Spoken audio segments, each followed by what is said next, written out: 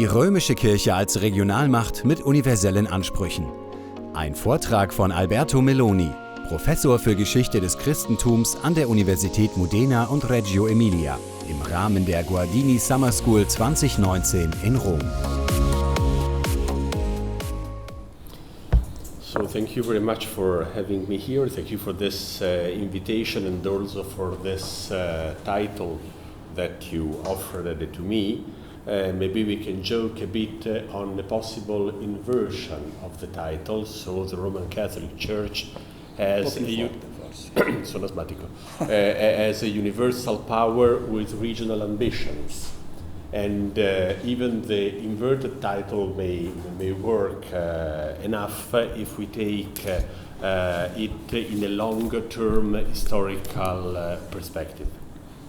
Actually, the issue of universality and synodality, of local and universal, is part of the history of the Latin Church as well as the history of Christianity in general, and there are many ways in which we could have discussed it and we can discuss it tonight. You can find very easily, I will offer you some of them later in this paper, you can find very easily very narrow point of view that will illuminate the topic very vividly. For instance, if you don't have so much time, you can take a discussion started by a very ignorant Franciscan friar, Father Garuti, considering the title of the Pope as Patriarch of the West. Father Garuti was very kind and ignorant Franciscan friar who thought that to call the Pope Patriarch of the West was not enough, was a reduction of the universal power of the Holy Father. And so he waged a very long and successful war against a line of the Annuario Pontificio. The Annuario Pontificio is a large book with all the addresses of the bishops, the people in the curia, the congregations, the orders, diplomatic corps, and so on. And at the beginning of the Annuario Pontificio, there is a list of the titles of the Holy Father. It is published since the end of the 19th century, and at the beginning he is in a sort of gotha, ecclesiastical gotha, the name of the Pope, Felicemente Regnante, the happily reigning Pope, Vicar of Christ, Bishop of Rome, and so on, Patriarch of the West. So Father Garuti waged a long war to drop the line Patriarch of the West, and he succeeded. It is one of the most ancient titles of the Bishop of Rome, and you will not find it anymore in the Annuario Pontificio. Of course, the Pontificio is not a doctrinal document. It has no authority at all. It is a directory. It has no way to express an official position, but it was very symbolic, the fact that it is considered as a place in which you can wage the war against a title. And if you make a discussion about what means Patriarch of the West, you will find all the topics that we are discussing on that.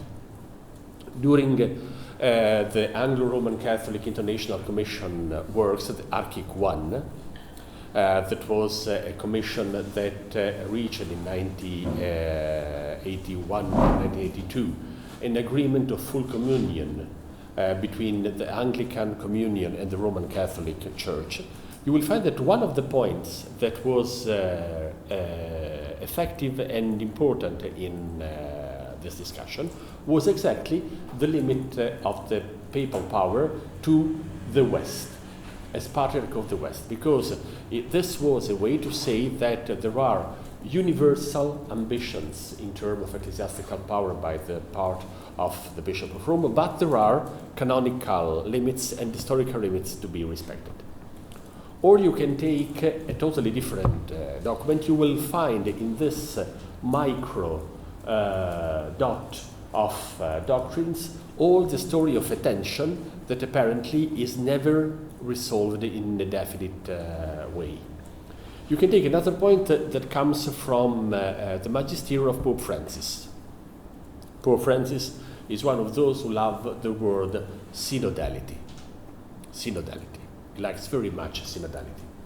He is a bit Jesuit, and so he thinks synodality means to listen a lot of people and to decide alone. This is just the Jesuit way for being interpreter of synodality, but it is a very important word in the story, in the history of Christianity and in the Latin Church. And if you look how he uses and how this word synodality is received, you will perceive this sense of the ambiguity and the complexity of the relation between a representation of a universal power and a universal communion and the role of cultures, churches, Eucharistic churches, local communities, and so on. This could be taken, will be a very hot topic in a few weeks. Even Pope Francis, as John Paul II and as Leo XIII, has decided to gather a synod of an area in Rome. So the synod of the Bishop of Amazonia will be celebrated in Rome, not in Belo Horizonte or in the Nordeste of Brazil. And this is because giving to the bishop of an area like Latin America the pulpit and the visibility of Rome is intended not only to control them, but also to offer to them a more wide and important echo, so to have better consideration for this. I will not take this little dots of microcosmic representation of the issue. I will take the topic in a bit larger historical perspective, just to show to you very, very quickly how this topic has been one of the crucial one, representing the difficulty, and we will end with China, the challenge of universality for the Latin Church, and through this also for Christianity. When we talk about power, we are talking about an aspect that has a political aspect and an ecclesiological meaning.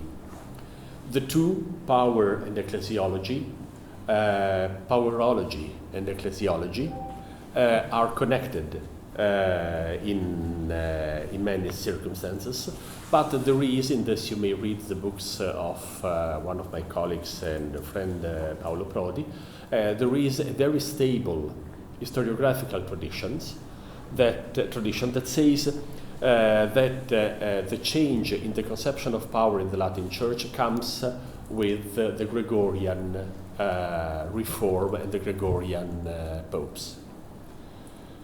It was Walter Ullmann on one side and Paolo Prodi on the other one who discovered and emphasized the fact that the Gregorian reform is marked by a series of split.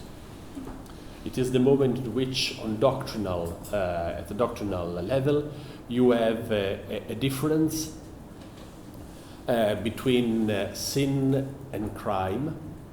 In Italy, it sounds much better because it is peccato e reato. Between sin and crime, it is the moment in which you have a difference marked between spiritual power and temporal power, in which we have a difference between market and conscience, things that have a value, and things that do not have a value. And this interpretation of the Gregorian reform was, in the eyes of Paolo Prodi mostly, a way to explain the entire second millennium of the Latin Christianity. The second millennium is the way in which, it is the long run in which this dichotomies are lost, and in which what has been the creation of modernity, that for Paolo Prodi, and this was already true for Ullmann, is a Gregorian creation, not a French creation of the 18th century. What we call modernity has completed its cycle with all its instrument, law, ecclesiastical tradition and so on, and even the very idea of state and power that are considered very normal and standard for us. And actually, if you think what will happen when Amazon or Google will have their own money, you will realize what this may be. The Gregorian Revolution, Harold Berman also was one of those who theorized this. The Gregorian Revolution forced the Roman Catholic Church to rethink its political category. Some aspects are very interesting and clear. Auctoritas et jurisdictio, that until the 11th century are made in this order. It is much more important to have auctoritas than jurisdictio. Jurisdictio, it is a practical service of power. The core is auctoritas, has been reversed, and the most important thing is jurisdictio, much more than auctoritas. And the very sense of the Roman bishop has changed its way of understanding its role and its position. It is on one side Innocent III and on the other side Innocent IV that changed this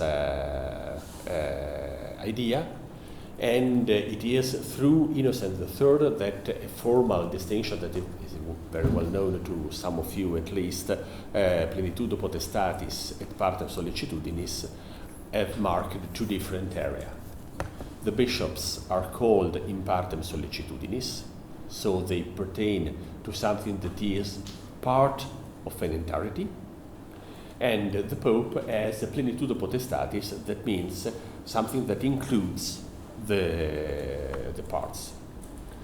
The second shift comes a few decades later, at the mid of the 13th century, with Innocent IV, who creates what the juridical category of what now we call institutions. It was, I don't know if you are familiar with medieval canon law. Maybe you are happy to not be familiar with medieval canon law, but it's nice and interesting. Medieval canon law works by hypothesis. It is a quantistic way of approaching power. And so the driver of this reflection is not a theoretical one, but a practice of theory. So the practice of theory says, well, who is the owner of the properties of the church? Who is the owner of the properties of the church? The bishop, the abbot. Good. And if the abbot dies, who is the owner? Maybe the other abbot. And if all the abbot dies, the bishops. And if all the bishops die, the Pope. And if the Pope dies, who is the owner? No. The owner is the church, because Christ is the head of the church, and so the church preserve its rights on the property. Don't believe that this is medieval. This is the basis of the Ostpolitik of the Vatican in Eastern Europe in the 60s and the 70s. Even if the government has taken the property of the seminar, of the football areas or whatever, this can be acquired claiming this. Innocent IV created this idea that the institutions are something in which there is no need to have a real person inside. It's not a syndicate in the medieval expression. It's not a corporation, but it is a way in which you have this universal power that is represented by the very fact that the institution is capable to do this.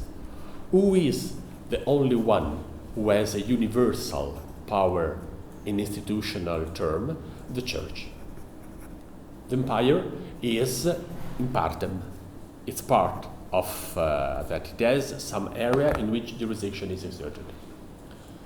This is, let me say, in a very rude way, this is an authoritarian way of approaching issues. Not at all. This is the juridical basis saying that when the Spanish army is invading Latin America, some of the canon lawyer of Salamanca say that they have no right to take the gold and the cities and the territory to the Indians, because the Indians are exerting legitimately their own jurisdiction on their own cities. They have kings, they have organized societies, and so they have rights that cannot be compressed. The only one who has a universal right is, of course, the Church of Rome. Because the Church of Rome, being the universal communion of the Catholic Church, a latitudinarian area, has also the right to impose the bishop or to impose the ecclesiastical order in areas that are legitimately owned by people that was not Christian. This way of self-comprehension of the universal power of Rome is balanced all along the medieval and the modern age by the fact that in practice the universal power did not exist. The globe was too vast for exerting universal power. So the universality of the power of the Pope is a theoretical universality. It is something that is claimed to express self-understanding. The most interesting point in this is the procedure for appointing the bishops. Up to the French Revolution, only less than 1% of the bishops are not elected by the chapters. The election by the chapters is the standard way of electing the bishop. The Pope can, and the Roman Curia can pay the chapters, can try to corrupt successfully the chapters. They can have an awful number of instruments to create the possibility for one of the nephew of the Cardinal Farnese to become a bishop of Pienza, mostly because of wine. But this, it was a good reason, but this is an issue concerning mechanism, not actual activity. It is after Revolution and after Napoleon that Rome has tried and succeeded in creating a mechanism in which officially it is a decision of the Pope to appoint bishop this or this other person, but it is actually a mechanism concerning a universal power represented by a new standard of the Roman Curia. Before what we call modernity and the beginning of the 19th century, ecclesiastical universalism do not have a conceptual and a practical political instrument to be universal. The only congregation in Rome that claims to be universal, it is the Inquisition. The tribunal of the Inquisition is Suprema, Universalis Romana et Universalis Inquisitionem. The Inquisition is supreme, Roman, and universal. And it is the only field in which, thanks to Pius IV, in which the role of the Holy Office is created with a practical attitude and capacity to interfere with the ordinary life of the churches and the bishops and so on. In the time of modernity, this political representation changes because the political power of the Holy Father is challenged by modern states, and the paradox that was preserving the moment in which this universal self-representation was boosted was abolished.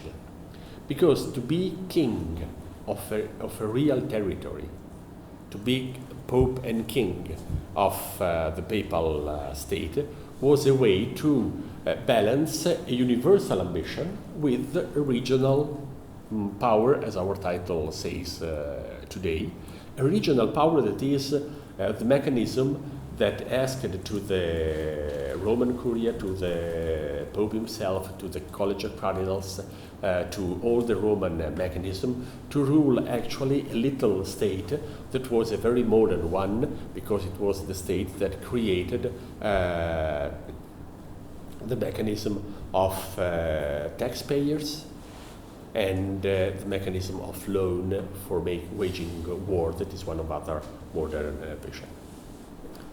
Second side, the ecclesiological vision. Because to underline and to express a self-consciousness of a universal power in political terms as ecclesiological consequences. Ecclesiological consequences that are a sort of lens that change the reading of the Holy Scriptures, change the reading of patristic formulas. It changed even the readings of the Gregorian formula, like the Dictatus Papae. The monarchic ecclesiology of Innocent III, this idea of taking a title that is proper of each bishop and making of this title its own title, Vicarius Christi. Vicarius Christi. Marks an ecclesiological representation, a theological representation. Before Innocent III, and one also may say it is true also today, an ecclesiological vision marking the role of the bishop as a substitute of the Christ in front of the church, makes of the bishop the vicar of Christ. What happens with Innocent III, that is a book of Ken Pennington, very important on that, what the 13th century makes is to take this title from the bishops and to make of this title the characteristic of the Bishop of Rome. Because now if you try to salute a bishop of a diocese wherever, outside Rome, and you say to him, I salute in you the vicar of Christ, probably he will respond by the retro Satana, because it will consider this an embarrassing way of attributing to him something that is not proper for him to say, because only the Holy Father may have this hat of vicar of Christ.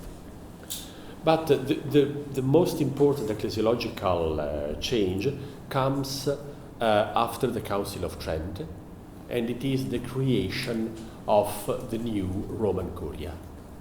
The new Roman Curia.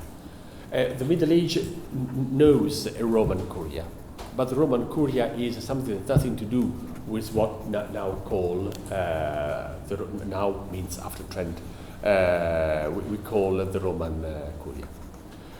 The Roman Curia is, this is one of the theses of Paolo Prodi I mentioned, it was the most important step in the creation of the modern state. The modern state is based on something that has been discovered by the Holy See, creating an instrument of government made of department, thematic departments, which specific responsibilities and acting in the name of the supreme authority. This is what now we call ministry. But this is one of the modern bases of the basis of the modern state.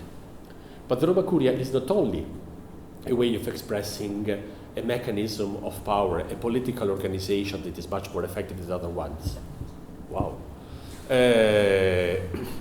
It is something that has to do with the self-representation of the church and ecclesiological representation. Because the postulate of the Roman Curia, it is that you, as prefect of a congregation, can take decision with the same authority of the Holy Father. With the same authority of the Holy Father. Even if you do not have the sacramental status of being at least a bishop, only with John the 23rd in 1959, the episcopal consecration of the head of the Roman Curia has been made mandatory.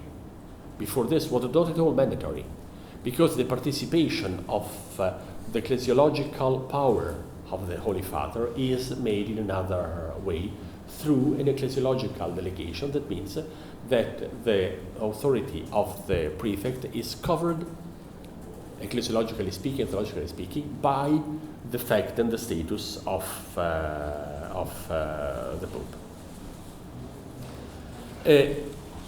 As I try to say very briefly, I will be much more quick in the few final considerations.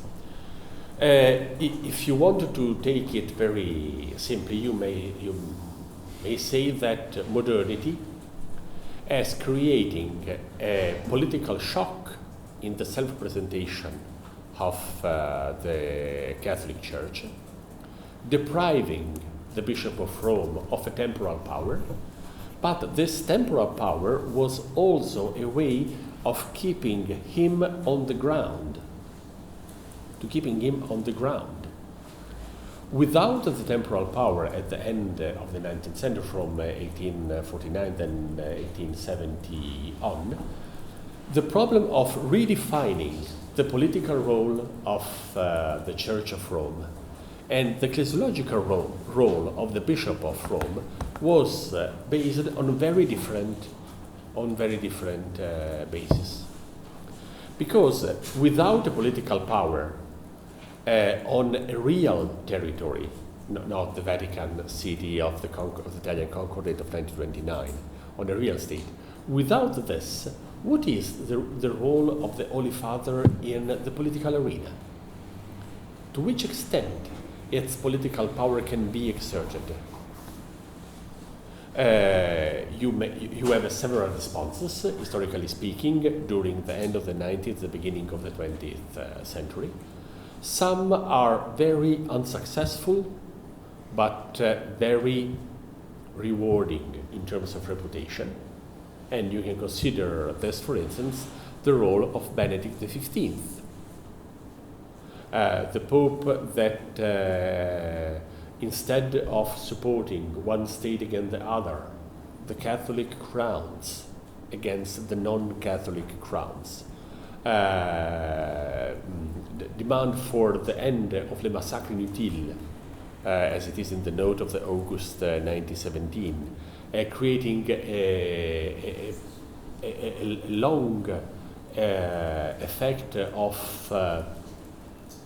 sympathy around the papacy, is a successful way of exerting a political power without a political territory.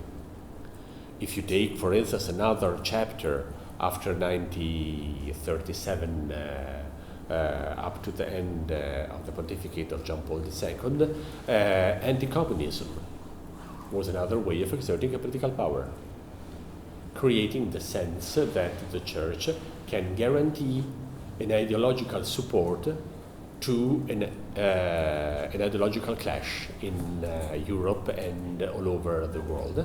And if you want to come to very contemporary issue, of course, Laudato Si and environmental issues are a way to exerting a political power, and it is, if you want, a bit ironic that the Pope decided to call a synod of the Amazonian bishops 2 years before Bolsonaro and Bolsonaro consecration of Brazil to the Immaculate Heart of the Virgin Mary and the fire in the rain forest.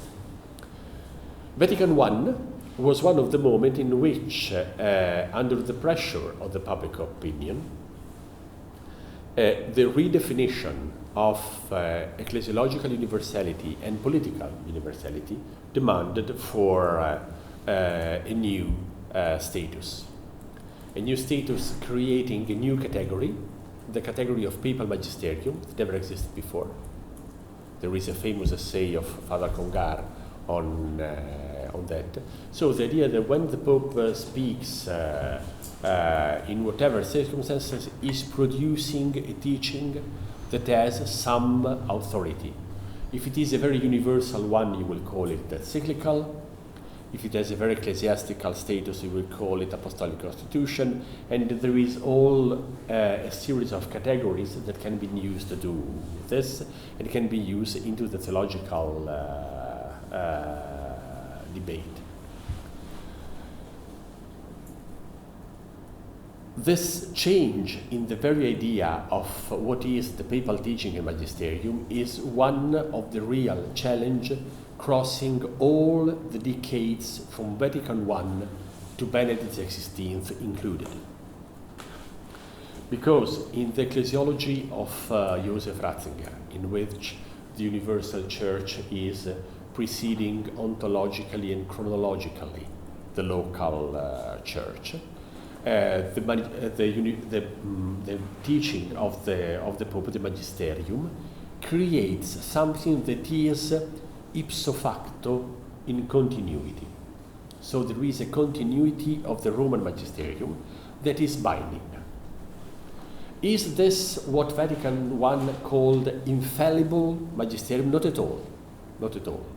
I'm one of those, we are three, Dossetti, Correcco, and me. I'm one of those who thinks that Vatican I did limit infallibility so strictly that the Pope became incapable to use it. After the definition of infallibility is so strict that even if you are elected Pope in the near future, the women should wait a bit for that, maybe next generation, but if you're elected Pope, you will never find a way to get infallibility. Because infallibility supposes to express in a single act, in a specific form, something that has been believed always and everywhere by the Church. And so, if it is so, it is useless, and if not so, you cannot use it. The only one who used an infallible declaration was John Paul II in Evangelium Vitae, who put under infallibility 3 words concerning abortion, saying that abortion is a serious moral disorder. Serious moral disorder. It is some 15 letters that are under the seal of papal infallibility, and it is an infallibility on a very banal formula. Because on the fact that abortion can be considered a serious moral disorder, this is not so serious. It does not say nothing at all about the status of the embryon, bioethical issue, legal regulation concerning abortion, how this can be considered an ecclesiastical crime or a crime in general, what is the proper punishment for this, or what are the proper conditions in which this can be practiced, and so on. So it is not at all. Ratzinger created, with Advendum Fidem in 1996, a different category, that is the category of definitive magisterium, trying to overcome the limits of infallibility. If infallibility is strict, so the Pope can express something that pertains to the level of the definitive magisterium. that definite magisterium is reformable or not. We will discuss on this, but this is the way in which things are changing. So what is becoming universal is not an actual power, but is a sort of self-representation of a past, a self-representation of the past.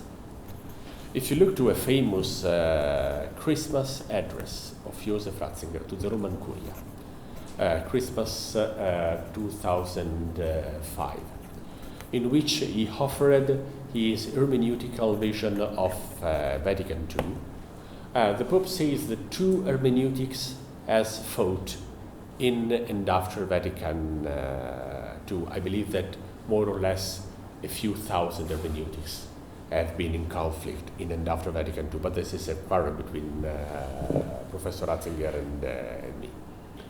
And he said one is an hermeneutic of continuity and reform, the other is the hermeneutic of discontinuity and rupture. One is Peter Hünermann, the other is Joseph Ratzinger. Not. It's a very German professor issue.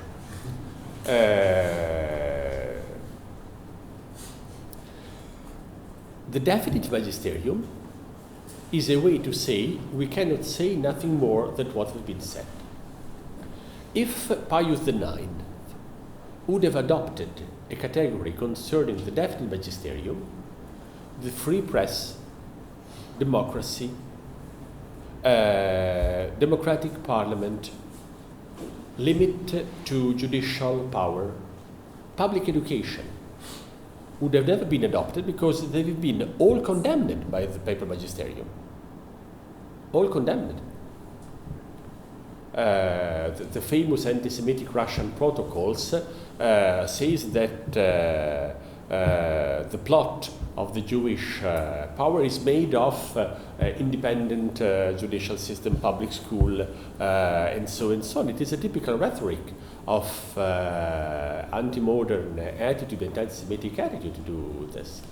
And so the definitive magisterium is a way to recreate a sort of universal power with, I come on my second side, with the ecclesiological consequences. Because this means that you cannot consider the parts of the partem sollicitudinis as something bringing something positive to the church. I will make a little Chinese, first a little Navajo sample, then a Chinese sample. Thanks to the mechanism of the Roman Curia, the translation of the Missal in Navajo language, the American Indians, Navajo tribe, has been submitted to the congregation for the sacraments and rites. The congregation has to approve the translation from Latin to Navajo. Being not expert enough of Navajo language in Rome, they asked to have an interlinear translation from Latin to Navajo. And the Roman Curia disapproved the Navajo translation of the Missal because at the consecration, under the Latin word est, hoc est corpus meum, under est there is nothing. There is nothing. The problem is that in Navajo language, the verb to be is not say by word, but is say with the end. So I don't say in Navajo, this is a computer. I say this computer. So it's a different pragmatic of the language.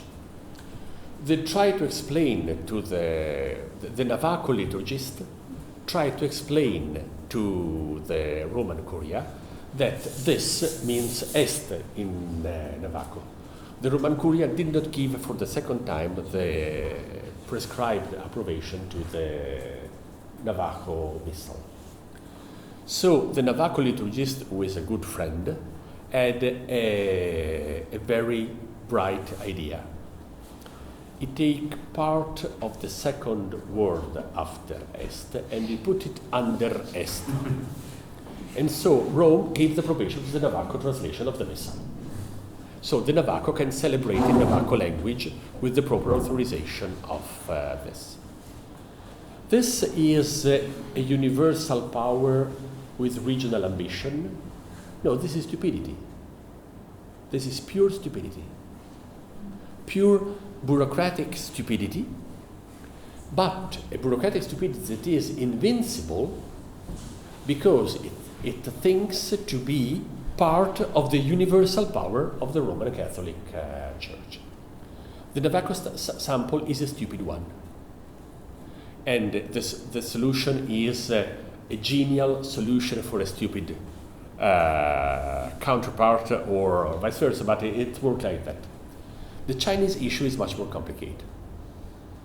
And it is an issue that comes and goes back to the 17th century and the 18th century. If you look to the Einführung of Ratzinger, the only book that Ratzinger wrote, you will find in the other articles, this is one of the complex with Ansprüchen and so on. In the introduction, there is a sentence very important in which Ratzinger says that the Greek-Latin philosophy has got a permanent status in the expression of the Christian faith. And this is very coherent with the idea that the universal church is pre-existing chronologically and ontologically the local churches. And it says that what has been done in the past has been translations of the Nicaea-Constantinople symbol expressing the Christian faith in Greek philosophical category. Photopho, etc., etc. All the Greek apparatus of the symbol is, in the ecclesiological vision of Ratzinger, mandatory for everybody, everywhere. Everybody, everywhere. The Chinese issue, much before Ratzinger, from the age of Benedict XIV, is that if you want to express the Christian faith in a culture that has its own proper philosophical standard and philosophical language, you should translate not the word but the concepts and to use a different way of approaching it. When the famous Bishop Allem, Bishop of Isfahan now in Iran, went to Xi'an along the Silk Road, bringing the first one, the Christian faith, to China. When the emperor asked to the Bishop Allem to write in Xi'an stone a summary of the Christian faith and to represent with an iconography the Christian faith, the bishop and his acolytes described the Christian faith in Buddhist terms. And you will find there a translation of the symbol of Nicaea, because the Syriac Church of Iran was using the symbol of Nicaea. But the translation, we do not know, unfortunately, if it is because of an apostolic creativity of Bishop Allem, or it is because of an apostolic creativity of the translator. We found that the category of the Buddhist theology. So instead of light, there is the vehicle representing the nature of Christ. And there is a beautiful, you will find it on the web very easily, there is a beautiful representation of Christ sitting in the Buddhist position of a lotus flower, but you recognize that it's Jesus because it has the sign in the hands and in the feet. So the issue of universality, as in the confrontation with the Chinese culture since the age of Benedict XIV, this problem is the entrance of a new culture in the universal communion of Christianity. Simply a sort of upload of population to be submitted to intellectual circumcision to become like the other one, or is each culture capable to bring into the universality of Christianity, not of the papal power, new cultures and new idea? Of course, if you have a time machine, and if you take Jacob, the brother of the Lord, if you take Jacob, the brother of the Lord, to the Council of Nicaea, 3 centuries after, and you ask Jacob, this is Christianity, he will say, oh my God, because he will not be capable to understand what they are speaking about. Trinity, nature. What is this? What is this? And of course, if you take the father of Nicaea into another ecclesiastical context, this will be very complicated to recognize what was the nature of the Christian faith. But universality does not mean a monochrome development, simply using the same type of thing. Christianity is not Rothko. Christianity is not Rothko. It's not like the painting of Mark Rothko.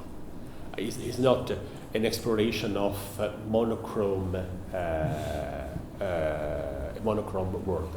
It's a way of creating the only word of Odyssey in the New Testament is the polytopia, the multicolor aspect of wisdom. It is creating something different. So even if in modernity, I will end in a few seconds. I have some other 7 pages, but we'll drop it. If modernity is pushing something into universality, one of the most interesting things to explore is the fact that even in this circumstance, the invincible antibodies to a political universalism will remain into Christianity. I will take you here for a few hours speaking about Vatican II, but I will only ask you to read, when you have the time, the canon 218 and 228 of the old Code of Canon Law, because you will find how the long tradition, the tradition with capital T, the long tradition of the Latin Church has created the opportunity of a new political and ecclesiological interpretation of universality, but it also has taken inside it the proper antibodies for that. If you look at Canon 118, paragraph 1, it says, Romanus Pontifex Beati Petri imprimatus successor, Arbeit non solum primatum honoris, sed supremam et plenam potestatem jurisdictionis in universam ecclesiam, tu mir rebus quod fidet et mores. So the Pope, successor of Peter, has not only a primacy of honor, but a supreme and full power of jurisdiction in universam ecclesia, in all the church with the word of but not universal, universam ecclesia.